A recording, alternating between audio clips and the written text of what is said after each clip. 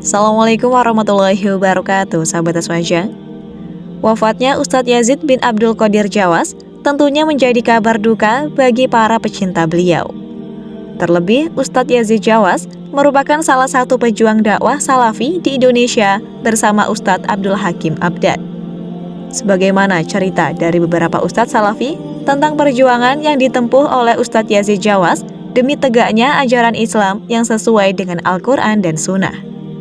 Mulai dari beliau diancam hingga tempat kediamannya diserbu orang-orang yang tidak menyukainya. Berikut kisah lengkapnya yang dipaparkan oleh Ustadz Zainal Abidin Syamsuddin, lalu Ustadz Abu Yahya Badrussalam, hingga Ustadz Syafiq Riza Basalamah. Maka kadang-kala kita ngelihat ya ustadz-ustadz yang senior ya, hafizahumullah ta'ala, bagaimana mereka berdakwah.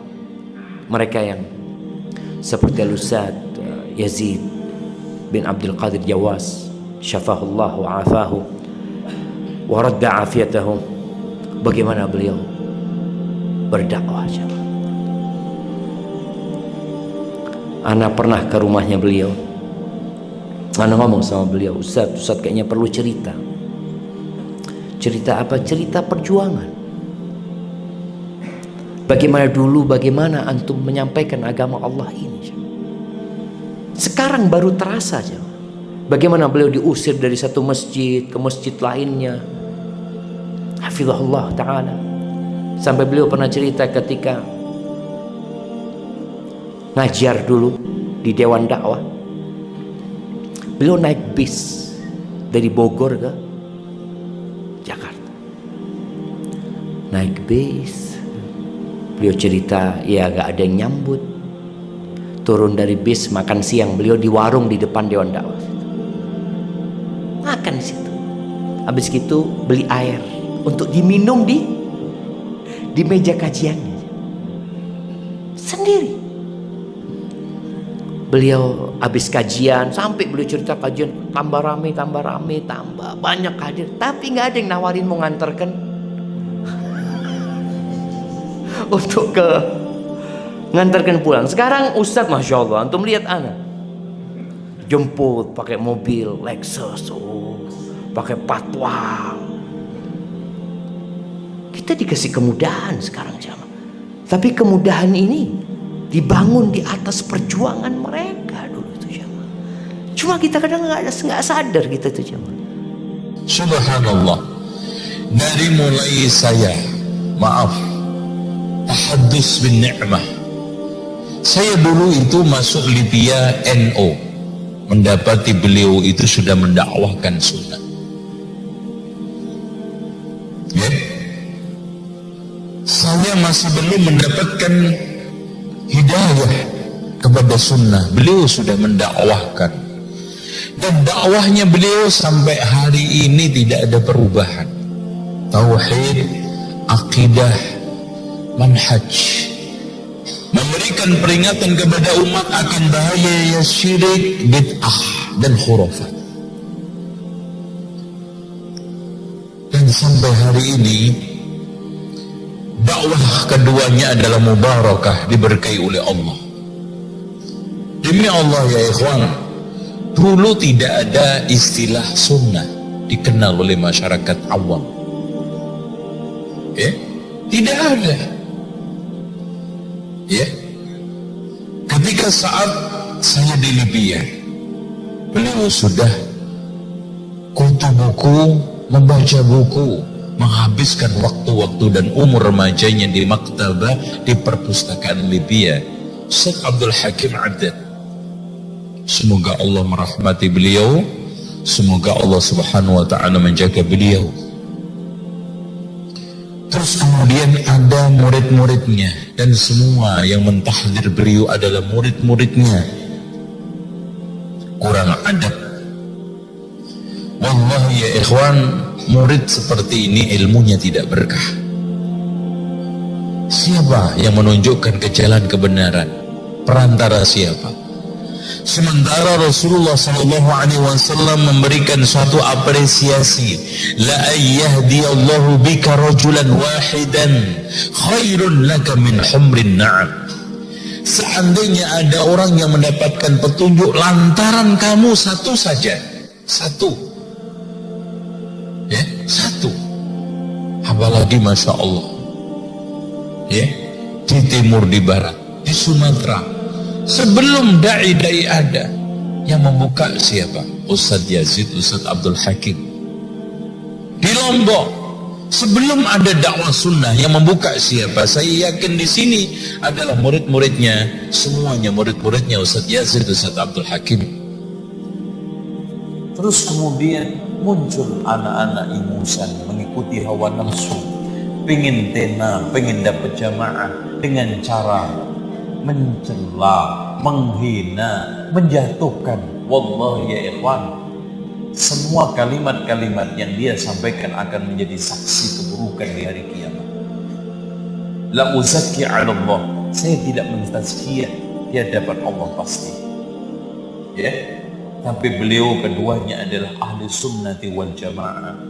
Beliau adalah yang membuka untuk kita semua sehingga jalan sunnah, jalan dakwah itu lempeng. Jalan sunnah sekarang langsang, dakwah itu nyaman. Kita mendapati masjid-masjid penuh dengan dakwah-dakwah sunnah. Ya. Oleh karena itu, orang yang mentahdir ustaz-ustaz ini hendaknya segera menghentikan. Tidak barokah. Bukan caranya seperti itu mendakwahkan ilmu. Mendapatkan jamaah kalau Anda ingin jamaah. Ya. Bukan caranya seperti itu. Maka dari itulah ya akhi, jangan antum kira kita berdakwah itu enggak dimusuhi. Antum di Bogor udah berapa tahun? Tahu kisah Ustadz Yazid dulu di Serbu tahun 98, 1000 pemuda preman sampai rumah beliau hancur. Alhamdulillah beliau diselamatkan di alat-alat belakang oleh para polisi. Iya, kalau enggak meninggal semuanya satu keluarga. 1000 pemuda bawa parang, bawa golok, bayangkan. Subhanallah. Tapi dakwah harus jalan terus mas, tidak akan pernah berhenti insyaallah. Imma sunnah ini tegak atau kita wafat di atas iman dan Islam. Alhamdulillah, jalan terus, nggak usah khawatir. Makanya kita itu ketika menghadapi rintangan, langsung kita ingat para nabi dan rasul lebih berat rintangannya.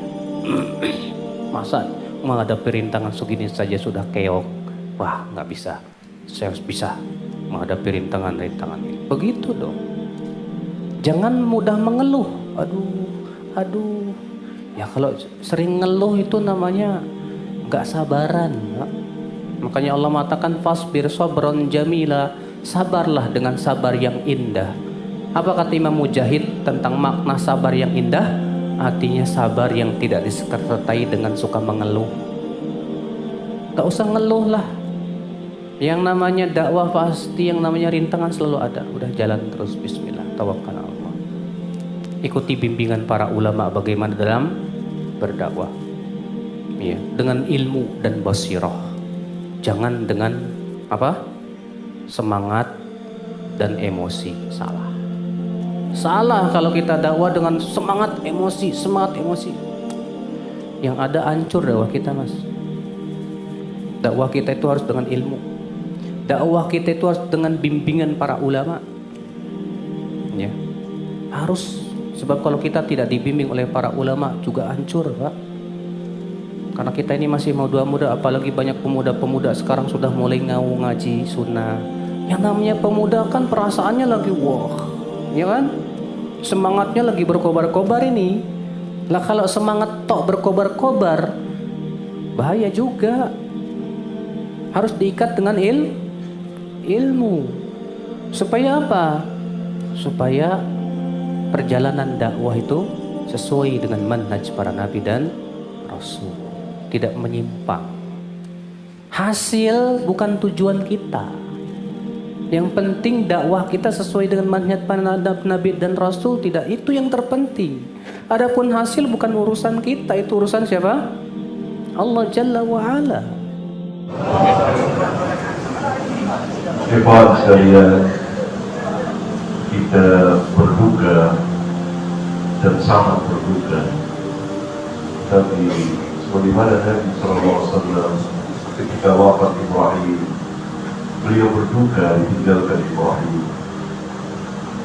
Tetapi tidak ada yang beliau katakan, tidak kita katakan kecuali apa yang diridhoi oleh Allah Subhanahu wa Ta'ala. Oleh karena itu, ikhwan, tetap kita berada di atas sunnah. Karena yang wafat ini yang kita kenal selalu memperjuangkan sunnah. Oleh karena itu, ikhwan, kita harus tertib, karena sholat jenazah bisa berulang berkali-kali. Maka untuk kenyamanan kekhusyuan sholat kita, sebagian keluar dulu, sebagian keluar, nanti bergantian 2 kali atau 3 kali atau lebih dari itu, tidak mengapa. Sholat jenazah berulang kali, bukan oleh orang yang sama, bergantian kita. Jadi tidak menampung. Oleh karena itu diharapkan dari antum sekalian tertib dan sebagian keluar dulu supaya lapang, nanti bergantian, silih berganti. Iya. Itulah seputar informasi mengenai kisah Ustadz Yazid Jawas dalam berdakwah. Semoga amal ibadah beliau diterima dan ilmu yang beliau ajarkan bermanfaat. Amin ya rabbal alamin. Wassalamualaikum warahmatullahi wabarakatuh.